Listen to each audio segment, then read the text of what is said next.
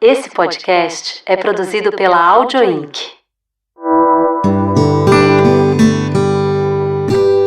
Vieses Femininos, por Elisa Tawil. Lígia Zottini é pesquisadora e pensadora de futuros, fundadora do Voicers, possui uma carreira de 15 anos na indústria de tecnologia e 20 anos na educação. É apaixonada desde muito cedo por tecnologia e como ela irá levar a sociedade para um patamar mais humano, e também ama fazer pontes para futuros desejáveis.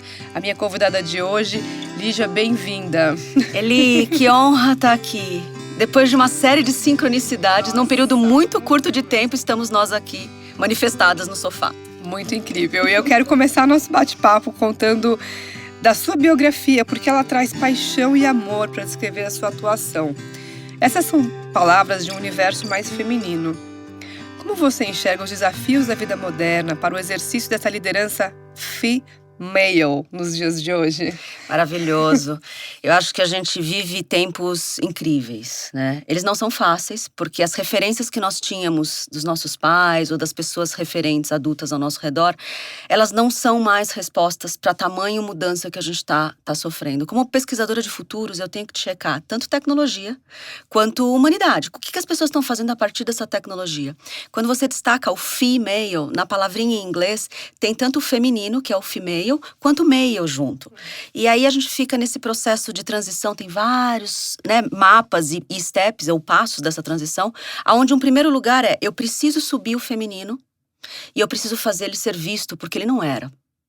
Mudou muito enquanto a gente crescia. Não era, a última geração ainda não era. Nós somos as primeiras gerações de adultos onde você testa o feminino lá. Só que a gente corre um risco muito grande de polarizar. A hora que eu faço o feminino subindo versus o masculino descendo, eu não estou resolvendo o problema. Eu só estou invertendo, a condição de poder. E não é isso que a gente precisa em exercícios de futuros. Quando a gente brinca com a palavra female, eu acredito mesmo que a famosa frase americana "The future is female" é female desse lugar. O melhor do feminino, o melhor do masculino, nos homens e nas mulheres. Afinal de contas, a gente tem as duas potências, né? Nossa, que interessante isso, porque essa brincadeira da palavra, do feminino, do female, na língua americana, recentemente eu ouvi algo que eu não conhecia, que é history, his story. E agora a gente tem que começar a aprender a contar her story. Nunca ouvi esse termo, mas faz muito sentido. Porque history é a história dele e her story é a história dela. Maravilhoso! E a gente que essas palavras, elas trazem, algumas pegadinhas que a gente, às vezes, inconscientemente não se dá conta de qual é a narrativa dessa história que está sendo contada. Perfeito. Isso não quer dizer que é inverter, que é aquela diferença entre igualdade e equidade. Agora, no seu TEDx que você gravou em Blumenau, você conta que foi num verão em 95, entre aspas, mesmo que por puro instinto, você decidiu ser uma ativadora de futuros desejáveis. Esse mesmo que por puro instinto, Porque ao passo que esse futuro female, como você diz, ele permitirá que os humanos movam para modelos mais sutis, fluidos e mutáveis, com base na criatividade, intuição, inclusão, conexão, que são características de arquétipos mais femininos. Qual é esse exercício que você fez lá em 95 e ainda faz para dar voz ao seu instinto? Nossa, maravilhoso. Eu acho que até a gente bateu um papo um pouco antes, e esse por puro instinto foi por puro instinto mesmo. Ele não estava no script original e é maravilhoso sentir o recorte e ver que ele faz sentido para as pessoas que estão escutando. Ele está bem no finalzinho. Eu acho que o instinto, ele começa em todo humano num processo de proteção e sobrevivência. Acho que todo mundo tem ele tá ali, que é aquela coisa que a gente geralmente sente com o estômago, eu brinco que as emoções mais densas, a gente não sente com o coração, a gente sente com o estômago. As emoções mais sutis, a gente sente com o coração daqui para cima e vai amplificando tudo. Nesse lugar, o instinto vira intuição. E aí é onde eu acho que o feminino, né, a mulher, ela nasce equipada com a capacidade de fazer a ponte, ou fazer a migração de instinto, que todos nós operamos, para essa intuição. A minha jornada, eu acho que ela sempre esteve lá. Eu acho que eu era uma menininha que conseguia sentir os ambientes com muita facilidade. E hoje eu aprendi uma palavra para isso, que são crianças empatas. Não é só um processo de empatia, mas é um processo de você conseguir sentir esse ambiente e sentir as pessoas. E eu brinco assim, olha, eu vou adorar te conhecer, mas eu acho que eu já te conheço nos primeiros 5 minutos de conversa. Eu acho que muitas das mulheres têm isso e não conseguem traduzir em palavras. Mas homens e mulheres possuem isso. Eu tenho um sobrinho de 6 anos que eu consigo ver essas características nele. Então, assim, quando eu comecei a entender que isso era, e eu já comecei a entender tardia, que era latente em mim, foi quando eu comecei a fazer os processos de autoconhecimento. Que foi por volta dos 23 anos, na primeira grande decepção amorosa, né? Você fala, que sentimento é esse? O quanto ele é meu, o quanto ele não é, o que ficou da pessoa, o que não ficou.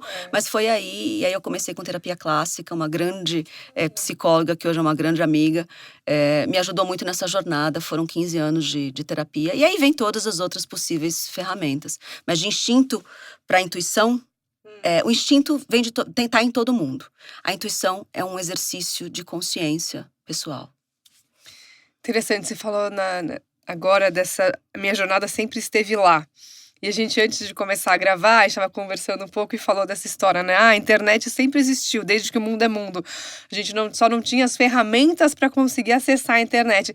Quer dizer, a nossa jornada, ela está lá. A gente só não ainda encontrou a ferramenta para seguir nesse caminho? Exatamente. Esse é o processo. Eu brinco que quando você estuda futuros desejáveis, você precisa colocar a dinâmica humana no processo, senão fica o efeito Black Mirror ali. O melhor da tecnologia com o pior do humano, e a gente já tem muitas narrativas, não é só o Black Mirror agora que você sente com o estômago, né? O maior exemplo de sentir com o estômago é o Black Mirror. Você assistiu um por mês. Mas o Matrix fez o mesmo, o Terminador do Futuro fez o mesmo, que você junta uma super tecnologia, uma humanidade tão pouco desenvolvida ou involuída, né? E coloca ali na trajetória. E esse processo todo não faz muito sentido para o mundo que a gente está vendo, porque quando você vê humanos incríveis fazendo movimentos de conscientização, que é o que você faz aqui, esse tipo de ferramenta, ela é muito necessária para dar os estalos, né? Olha, a gente tem um monte de herança, a gente tem um monte de coisa acontecendo aqui há muito tempo, e a gente tem um mundo muito urgente, as tecnologias vão avançar isso. Para onde eu vou se eu não puder manter essa humanidade em caixinhas? Que humanidade é essa? Que pessoa eu tenho que ser para eu poder me fazer parte da transição e não ser engolido por ela, né? Eu acho que tem muitos mapas dessa transição, de um mundo que a gente chama lá no Voicers de hard economy, que é o duro. Todo mundo sabe qual é o mundo duro. A empresa que opera pelo duro, você sabe, a pessoa que é dura, você sabe, são valores encaixotados para essa transição, né, do soft economy, que é uma coisa mais leve, né? E mais leve não é só fazer negócios em compartilhamento, em acesso. Você é uma pessoa mais leve e aí você consegue fazer negócios e propósitos mais leves. É um mapa de transição. Você falou do Black Mirror e acho interessante, porque em várias citações suas, Black Mirror entra como uma coisa assim, com um olhar muito negativo. E ele é realmente negativo. Muito distópico. Mas eu sou super fã do Black Mirror. Todos somos. Porque Black Mirror me fez impulsionar, me deu, assim, o meu instinto para eu escrever meu primeiro texto no LinkedIn. Que foi baseado no episódio 2 ou 3 da primeira temporada. Aquele que eles pedalam para poder ter aquela realidade virtual naquele quartinho. E eu escrevi justamente isso, que esse é o futuro do imobiliário, né? O mercado imobiliário, porque eu venho desse mercado, tinha que começar a olhar para esta realidade como uma realidade a ser incorporada no mercado. Esses quartinhos que não tem janela e que é uma realidade virtual, onde você só vai… O teu upgrade é o que você muda do que você pode ver, né? E poucos meses depois teve o primeiro lançamento no mercado de um apartamento de 14 metros quadrados. Então, essa é uma ligação que eu consegui enxergar ali dentro da minha realidade, mas eu acho que o Black Mirror, ele traz muito do que a gente vivencia hoje, né? Você falou do seu chip que você tem na mão. Sim. E essas coisas a gente tem que fazer um paralelo, claro, que com vários filtros, mas que são realidades que realmente existem. né? Não faz tanto tempo que saiu a edição deles do ranking de estrelinhas e hoje você pega, né, um aplicativo, um carro por aplicativo, se tiver pouca estrelinha, você cancela e pega outro. Exatamente. É uma realidade É uma que a gente realidade. vivencia hoje. E aí você tem uma palestra que você deu pro Cresce. Sim. Que foi muito interessante. E você traz esse termo líder de inspiração para esse exercício da liderança, principalmente num cenário que você falou para uma plateia essencialmente de emprego de intermediação. O que é um líder de inspiração e qual é o futuro desses empregos, né, de intermediação? Maravilhoso. Eu acho que quando a gente fala de líder de inspiração, pensa que os trabalhos do futuro eles vão ser muito baseados no digital. Quando você traz a sua experiência lá de que você fez o primeiro texto baseado naquele episódio, há até uma curiosidade desse episódio, aquela coisa do pedalar para gerar, né, a realidade ajudando eles a pedalar para gerar energia, é referente a uma cidade brasileira. O escritor do capítulo escreveu com base nos presídios que tem em Santa Rita, em Minas Gerais, né, que é onde acontece Hacktown, que a gente curte muito os movimentos de inovação de lá. Então, só como curiosidade. Desse lugar, eu brinco que tem 2 movimentos acontecendo. A gente faz todo o digitalizar de uma série de coisas. Você tem acesso a mundos. Somos criadores a partir de agora, né? A gente cria mundos digitais em cima do mundo real. E não é um ou outro. Né? É outro. A gente já é digital, só que a gente ainda é em janelinhas. Você abre lá o WhatsApp, ele é verde, você abre o Facebook, ele é azul, e aí vai abrindo as janelinhas, põe a cabeça lá dentro, tira a informação e vai para sua vida biológica. Quando a gente tiver a oportunidade de colocar óculos de realidade virtual, você vai sair da geração Windows para a geração Doors. Você vai botar o corpo inteiro dentro daquele lugar, e aí você vai ter outras percepções. Você vai ter outras formas de trabalho. Quando você fala assim, olha, 14 metros quadrados de casa, provavelmente a gente vai ter um movimento muito minimalista acontecendo em paralelo. Você sabe, você é dessa área. A quantidade de pessoas que estão deixando de ter coisas, porque para mover mais leve, eu preciso não ter uma infra pesada. Seja porque eu tenho muita tralha, seja porque ela é muito cara para mim. E aí eu tenho que trabalhar para pagar aquela infraestrutura que nem faz sentido mais. Isso para a vida pessoal. Quando você tem esses espaços digitais, você vai poder fazer trabalhos através dessas portas e você vai entrar e encontrar pessoas e fazer coisas. O Facebook está lançando um teste que chama Metaverse, no óculos novo deles, que são exatamente uma sala parecida com essa aqui. Você abre uma porta paralela e você entra e as pessoas entram para se encontrar para fazer reuniões. De um lugar onde você não sabe, e é perfeito, você vai entrar e vai sentar, e aí você não precisa muito, nem pode ter muita tralha ao redor, porque você vai se machucar, né? O seu corpo ainda está no mundo físico, mas a sua presença está no mundo digital. Então, desse lugar, você tem não mais trabalhos, você tem fonte de renda. Você já vive migrada, você tem provavelmente mais de uma fonte de renda. Desse lugar, como é que você vai ter um chefe que comanda e controla você? Ele não tem mais comando e controle sobre o corpo de pessoas ou sobre tempo de pessoas. Isso quer dizer que para você está fazendo o que você está fazendo hoje, e você está me fazendo fazer o que eu estou fazendo agora aqui com você me inspirou. E aí, eu gosto muito de um termo que chama liderança não hierárquica, mas liderança sinárquica. O que é a sinarquia? É a liderança do mais bem preparado, do mais sábio para aquela história. Então, eu estou aqui com você nesse processo, o seu recorte, o seu público, a sua segmentação, te faz mais bem preparada para me conduzir nessa conversa agora de manhã. E me inspire e eu tô aqui. Uau, até arrepiei.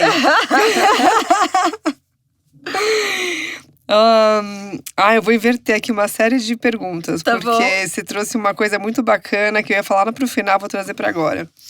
Porque você falou dessa coisa de a sua presença física nesse mundo biológico, mas a sua presença está no mundo virtual. E a pergunta que eu sempre quis fazer, meu momento agora, tambores tocando ao fundo, para alguém que trabalha com o futuro e o mindfulness nessa parada toda? Maravilhoso! O mindfulness, a presença plena, eu tenho inspirações maravilhosas, né? A Nath é uma das minhas inspirações para isso. Eu acho que a gente viver em situações paralelas sempre existiu. A maior realidade imersiva que existe ali é a nossa imaginação. O cérebro humano, ele já funciona. A gente só está mimetizando na realidade virtual o que já é a realidade virtual nas nossas cabeças. A diferença é que a gente acha que o que a gente imagina é fantasia e ela não é real. A gente vai começar a aprender que é, entendeu? Que tem uma força gigantesca. Aí a gente vai ter que juntar dois conceitos que eu gosto muito dessa nova forma de viver a vida, essa economia mais leve, que é, a gente sai do high performance, onde você está sempre tendo que planejar, preparar, controlar, aquela coisa de control freak, né, de super controladores, e você começa a sair do controle e entrar na confiança, ou seja, eu entro numa economia que sai de um ecossistema para um ecossistema, e aonde a confiança significa não só confiar nas pessoas, confiar na tecnologia, confiar em você, isso faz parte do processo, mas confiar no fluxo das coisas. No flow. E aí parece um papo meio metafísico, que a gente adora, mas assim, se você vai pro Vale do Silício hoje, tem empresas estudando hack and the flow, hackear esse fluxo. Por quê? Porque a hora que eu hackeio o fluxo, eu consigo entender como é que as pessoas operam, não mais na lógica do high performance, que é o máximo de trabalho, no máximo de tempo, gerando o máximo de valia, ou lucro, ou produtividade. O flow performance é você fazer aquilo que você realmente gosta de fazer. E a hora que você gosta de fazer algo, não é difícil você treinar e trabalhar. Você vai querer estar o tempo todo, é domingo à tarde, é quarta de manhã, você vai querer estar em contato com aquilo, porque aquilo é natural em você. E aí, quando você predispõe a viver daquilo, você vai ser provavelmente o melhor naquilo, porque você tem a paixão, você tem o acesso e você tem o treinamento. A gente vê muito isso em profissionais da arte, né, músicos, por exemplo, ou de esportes, porque ainda não são profissões que todo mundo fala assim, olha, vou fazer muito dinheiro com isso, vou começar por aqui. Você tem que vencer a barreira do não sei se vou fazer dinheiro, e aí vou continuar fazendo esse processo de qualquer forma, porque é a paixão do meu coração. Quando eu digo isso, eu consigo te dizer que o quê? Você sai do controle, da previsão, do planejamento, que te obriga, a gente é treinado a viver no futuro. E a hora que você vem para esse flow performance, para essa economia mais leve, você respeita todos esses movimentos, o fluxo é tão intenso ali, tão intenso, que você não consegue viver no futuro. Você acaba vivendo no presente, porque o presente geralmente vai ser incrivelmente populado de coisas que você nem imaginava, porque eu preciso do seu movimento para compor o meu movimento, que foi o que aconteceu com a gente. Eu escutei o seu podcast da Liderança Shakti uma semana antes, e aí a gente foi para um evento, que eu sabia que era um painel de liderança, e na hora que a gente estava sentada, que você abriu a boca, que você falou quem você era, eu falei, você!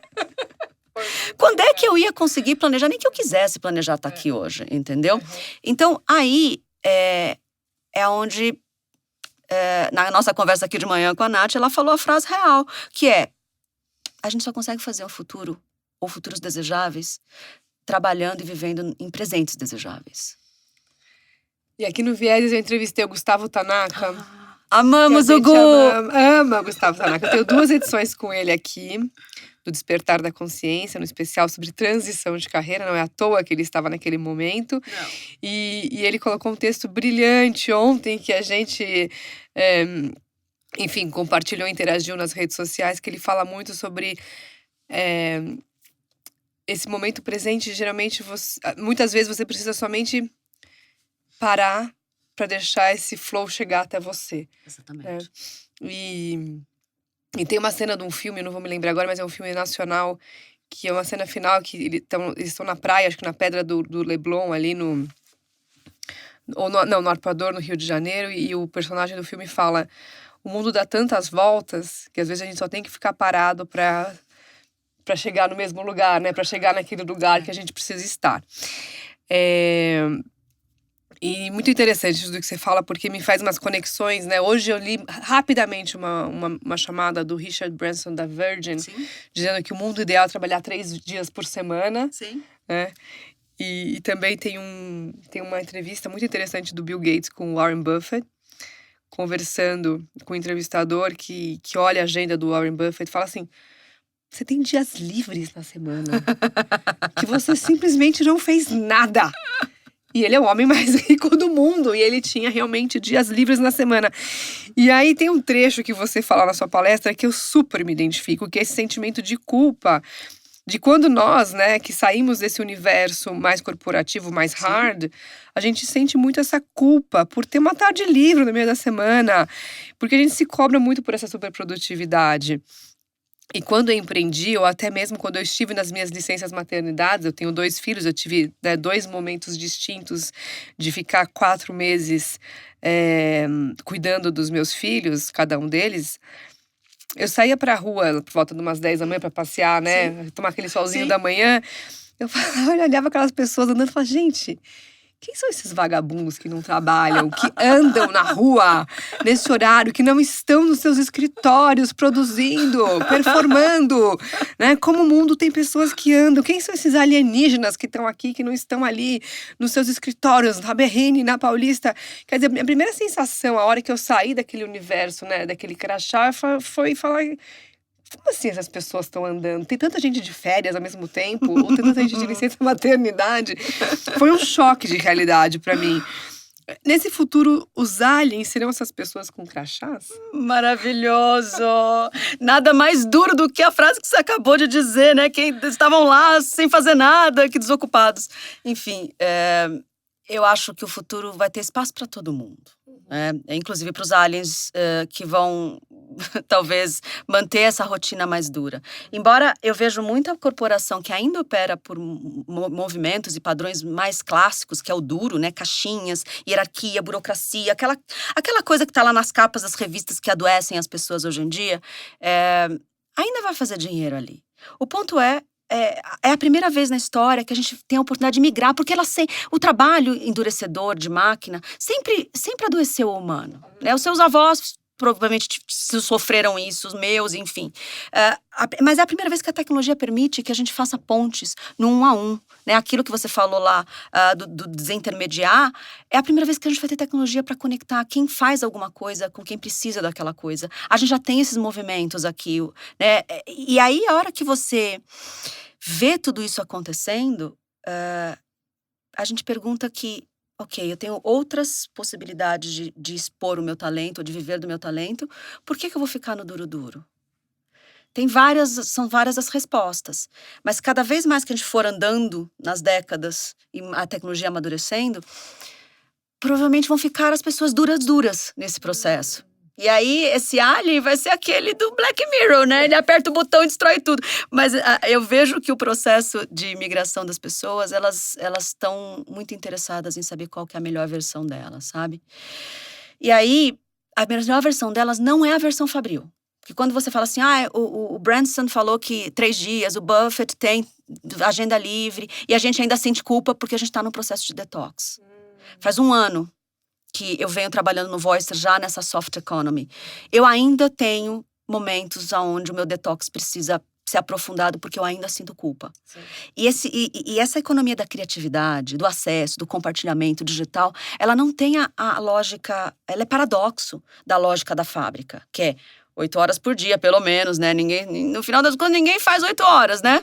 Mas assim, 8 horas por dia, 5 dias por semana, isso é high performance, onde eram contratados profissionais para não pensar. Porque assim que os caras pensaram Ford, né? Shift de 8 horas para que 24 horas rodasse a fábrica dele. Ele não queria humanos pensantes. Quando eu preciso de humanos pensantes, eu preciso que o humano crie. A criatividade não vem 8 horas por dia, 5 dias por semana, Eli. E aí, o que eu percebo como pesquisadora? Tem um padrão. Lá na high performance, geralmente quando você tem um grande evento, você cerceia a sua vida e você fica focado só naquilo, né? Para entregar aquele grande evento na sua vida.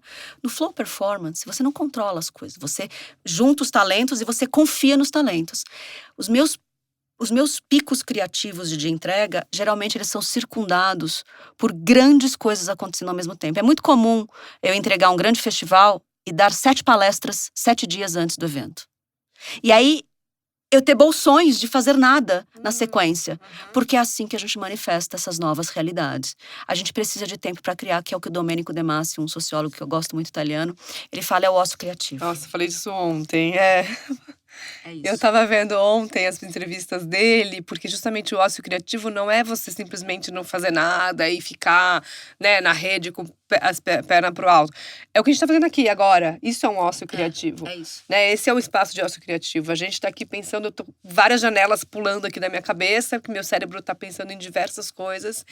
E acredito que você também, que nos ouve agora, também tá se lembrando de diversas referências ou insights ou sentimentos da sua vida, e esse é um ócio criativo. Isso aí. Né? Agora você falou essas tecnologias diversas, né, que são bolsões. E quando a gente olha esses bolsões, a gente pode traçar um paralelo, porque você disse que uma hora todos esses bolsões vão se juntar, né? Eles vão se juntar numa grande, talvez, revolução tecnológica nesse futuro, né? Esses movimentos de lideranças femininas que a gente enxerga, porque você tem diversos setores que têm liderança feminina. Eu já entrevistei aqui mulheres do varejo, Sim Empreendedora, outras que virão por aí que a gente já vai conversar, mas assim, tem vários movimentos em vários setores diferentes. No futuro haverá uma união desses movimentos, assim como esses clusters tecnológicos que vão se unir? Perfeito. Eu brinco que tem o mantra dos 20 anos, né? Todas as tecnologias vão estar maduras em 20 anos. Do chip na minha mão, que funciona, mas não funciona. Ele dá umas travadas. Aos grandes computadores que a gente tem aí, quânticos, inteligências artificiais, que também estão em processo de desenvolvimento, né? Elas não entregam tudo aquilo que podem entregar ainda. Isso quer dizer que os humanos, se as tecnologias estão em desenvolvimento, em maturação nesses 20 anos, os humanos também estão. E aí, quando você fala, Lígia, a gente tem aqui os movimentos de mulher, né, em vários lugares. A gente brinca que a gente divide o mesmo espaço no planeta Terra, cidade de São Paulo, mas a gente não divide o mesmo tempo. Então, tem lugares no planeta que estão, sei lá, 200 antes de Cristo ainda, pelas suas práticas sociais, tecnológicas, enfim, as distopias tanto de infra quanto de humanidade. E tem lugares aqui, é muito comum na nossa geração as pessoas estarem estacionadas em 1990. Interessante. Rolou ali um lugar. Faz todo sentido. Que é um lugar onde era confortável. Foi o último grande movimento antes da virada do milênio. E, cara, a gente presenciou a virada do milênio. Bug. Quantos humanos pode falar que estiveram lá, né? I've been there. Tipo, 2000, não teve o bug, teve uma pancada de coisa rodando. E, assim, foi o último movimento de caixinhas organizadas. Quando a gente vê movimentos políticos tentando voltar, né, para as polaridades de passado. Você vê empresas tentando estar lá encaixotadas, entendeu? A gente está ainda cumprindo os movimentos de sair de diversos passados. Então, quando você convive e convida aqui diversas mulheres, provavelmente elas estão em diversos tipos de passado. Tem aquelas que ainda estão lá, nos 90 até antes, empresas muito quadradas, onde a mulher fica grávida e as pessoas olham torto. Né? E elas seguem lá fazendo um movimento de não tá certo, até empresas que já entendem tudo isso enfim, e todas essas mulheres estão lidando com as heranças, né? Que foi assim que a gente se conheceu. Sim. Eu faço um trabalho muito bacana de tentar conscientizar que uma das partes dos futuros desejáveis é lidar com as heranças femininas, né? Que a gente nem sente muitas vezes e você continua reproduzindo coisas. E aí, a hora que você encontra todos esses grupos maturados, com todas essas tecnologias maduras, nesses 10, 15, 20 anos no futuro, se a gente fizer um bom trabalho agora, de não só chegar ao gênero, tá? Precisa chegar mais mulher, gênero, mulher, chegar lá. Sim. Mas a gente precisa chegar também mais os arquétipos. Entendeu? Que muitas vezes a gente sabe que as mulheres chegam lá, o topo ele é altamente masculino ainda. E você tem que ter comando, controle, revisão, força, seja físico ou mental, e aquela coisa, lava tudo e começa de novo no próximo quarter. E a gente precisa de mais criatividade, intuição, acolhimento. Eu sonho com um dia que alguém chegue numa reunião e fala assim, olha, estamos aqui com o pipeline, com um forecast, e a gente tem que botar o negócio ali, a proposta no cliente, e alguém levante a mão, homem ou mulher, e fala assim, a minha intuição diz que se a gente segurar mais 2 dias, isso vai funcionar melhor. Sem que alguém ria dessa pessoa na reunião. Aí a gente chegou femininamente lá, entendeu? Bom, a gente tem uma grande líder, né, das mulheres no Brasil, que é a Luiza Helena Trajano. Sim. E no evento que eu fiz com ela o ano passado, Mulheres em Ação, ela falou que no começo ela evitava falar de intuição, e hoje a primeira coisa que ela fala é, minha intuição é essa. Maravilhosa. Então ela tá indo na frente aí para realmente revolucionar esses movimentos femininos, e ela é uma líder que a gente tem que, né, colocar no lugar que ela merece, porque ela faz um Sim. trabalho brilhante. Na Netflix tem um documentário chamado Como o Cérebro Cria. E nesse documentário, que é sensacional, super indico para quem nos acompanha, ele traz como exemplo o CTO da Microsoft, que é o Nathan Myhrvold. Que ele é um pesquisador científico sobre dinossauros e asteroides. É um chefe de cozinha e um inventor também de um reator. E ele fala a seguinte frase: sempre tive dificuldade de me descrever, porque a quantidade de coisas nas quais eu me destaco pode diminuir a minha credibilidade. Maravilhoso.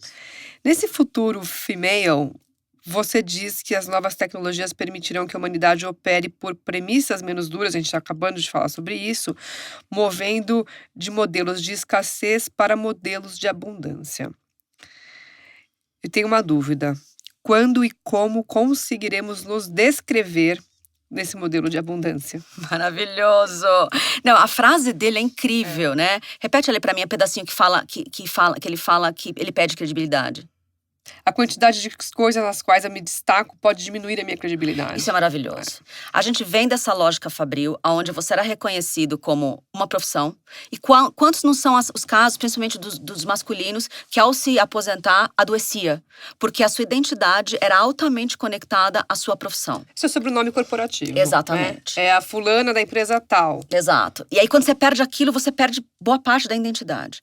Acho que pessoas como a gente que fez um processo de migração para isso, o mais difícil foi não ser a Lígia da IBM, que foi o meu passado, ou a Lígia do Voicers, que é o meu presente, mas é ser a IBM da Lígia, o Voicers da Lígia e a Lígia da Lígia, entendeu?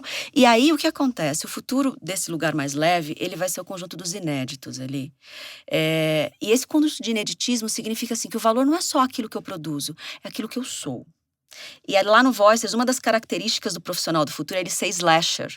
Né? E o que é o slasher? O slasher em inglês, slash é barra, né? A barra mesmo. Então eu sou, que nem o presidente da Microsoft, ele é pesquisador de meteoritos, barra cozinheiro, barra CTO da Microsoft. E quantas barras forem necessárias. E por muito tempo, essas coisas, tipo, a hora que ele vai ser o CTO da Microsoft e falar que ele estuda meteorito e que provavelmente ele deve acreditar em alguma vida alienígena, o nosso melhor ficava no clandestino, porque eu tinha medo que ferisse diretamente a minha fonte de renda, né? No futuro, é isso que a gente vai querer. A gente não vai querer um CTO, a gente vai querer ele.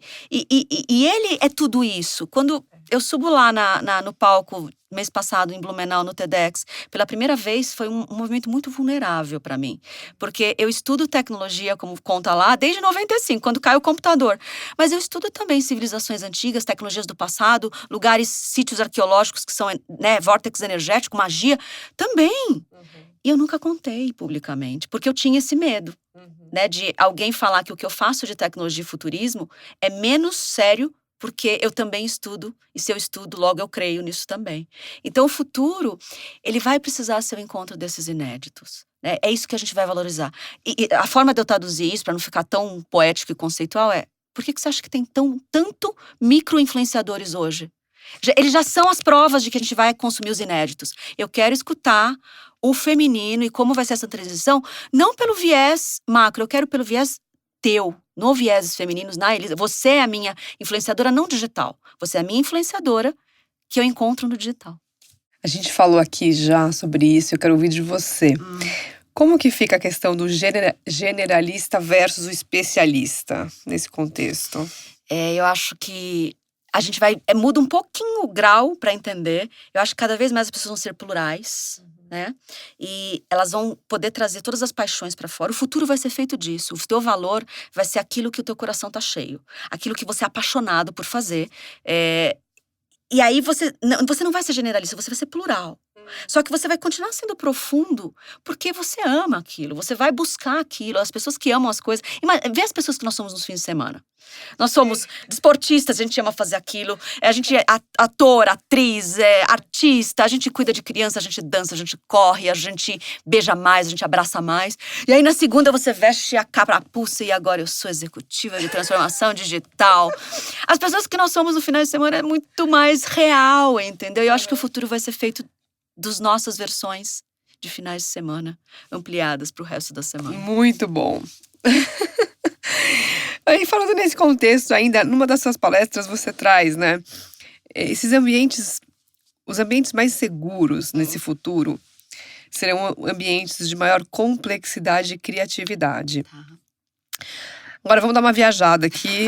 Quem tá ouvindo a gente, respira fundo, vamos fazer uma respiração, vamos fazer um mindfulness agora para entrar nesse momento presente.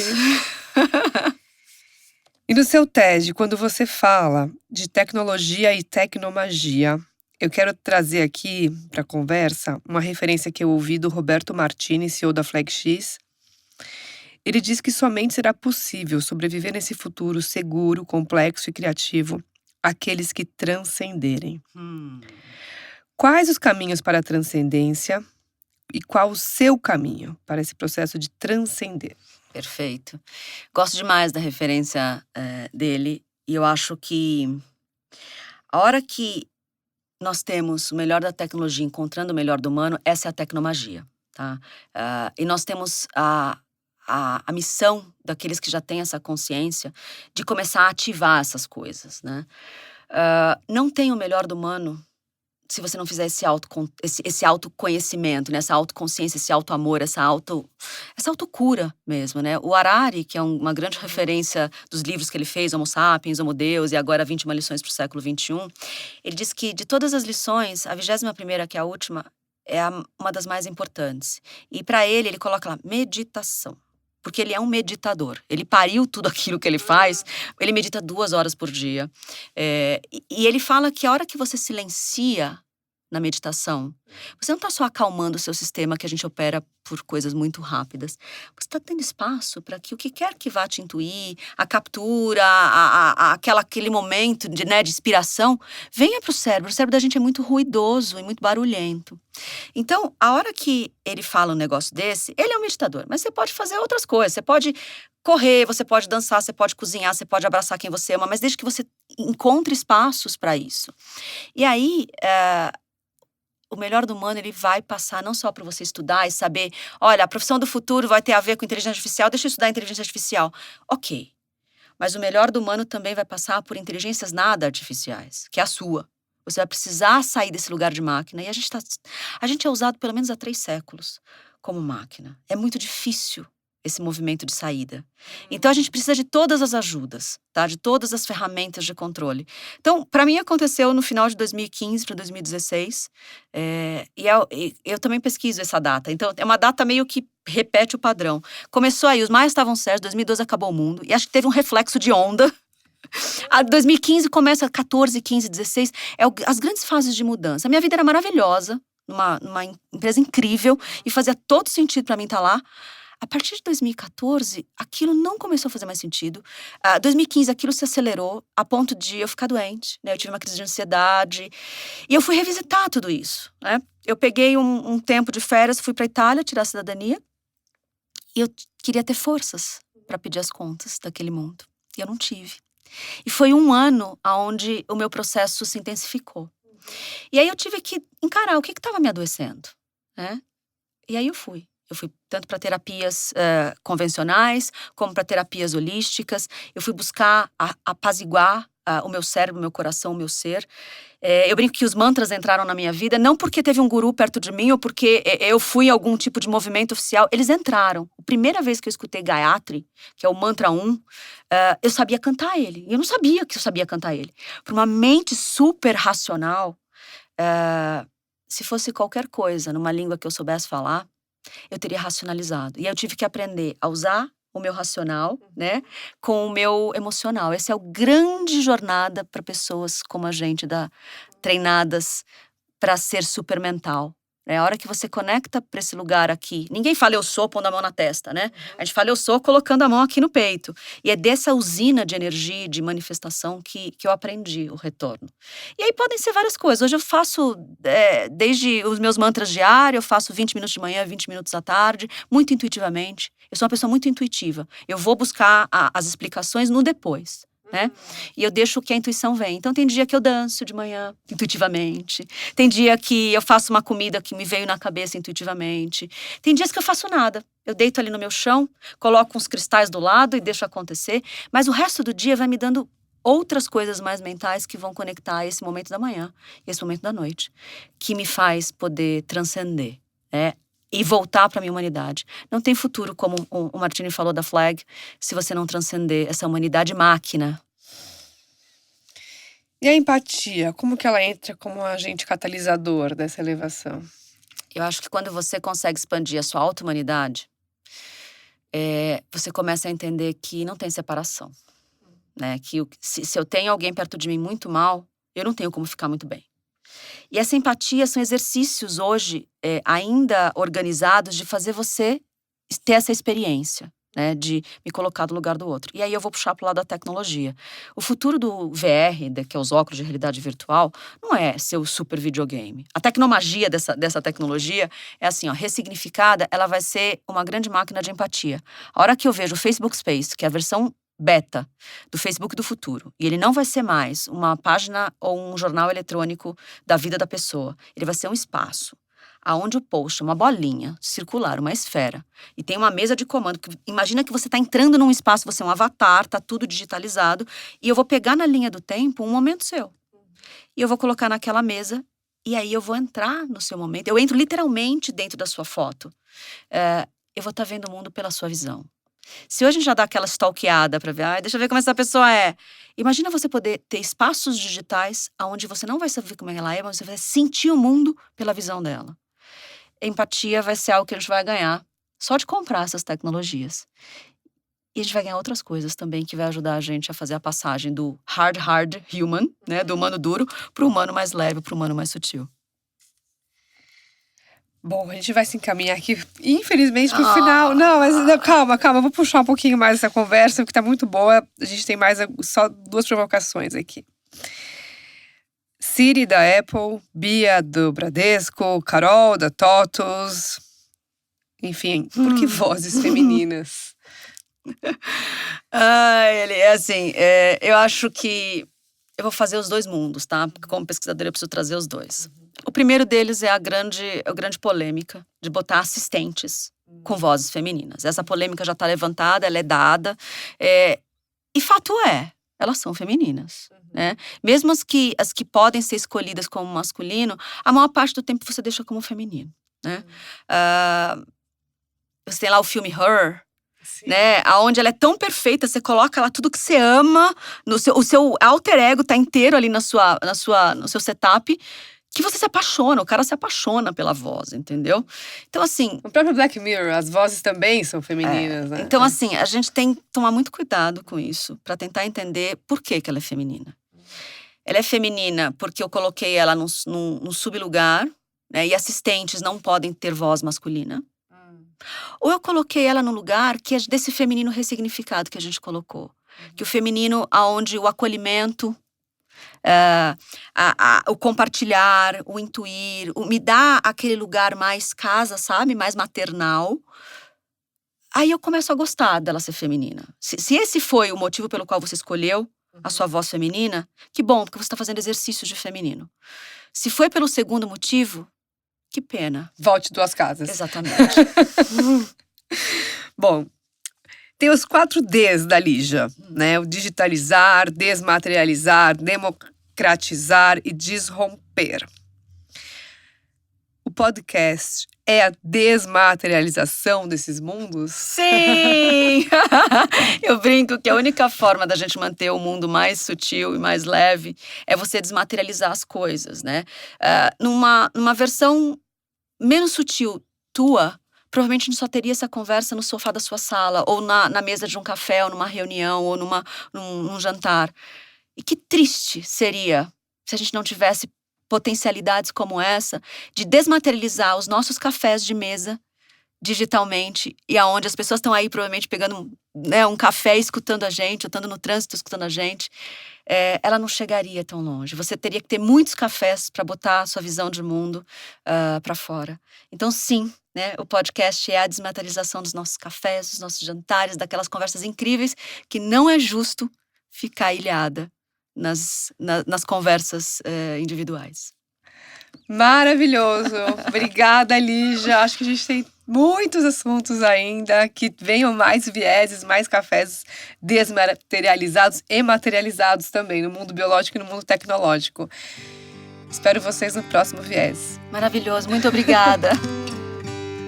Obrigada por estar aqui. Eu sou Elisa Tawil e essa foi mais uma edição de Vieses Femininos. Eu criei este projeto pautado no tripé: fortalecimento da imagem, liderança pessoal e protagonismo. Cada edição traz uma inspiração e uma mensagem de vida. E eu espero que essa tenha te inspirado. Visite nossos canais Deezer, Spotify, iTunes, SoundCloud e YouTube. Compartilhe, comente e me escreva. Até o próximo Vieses!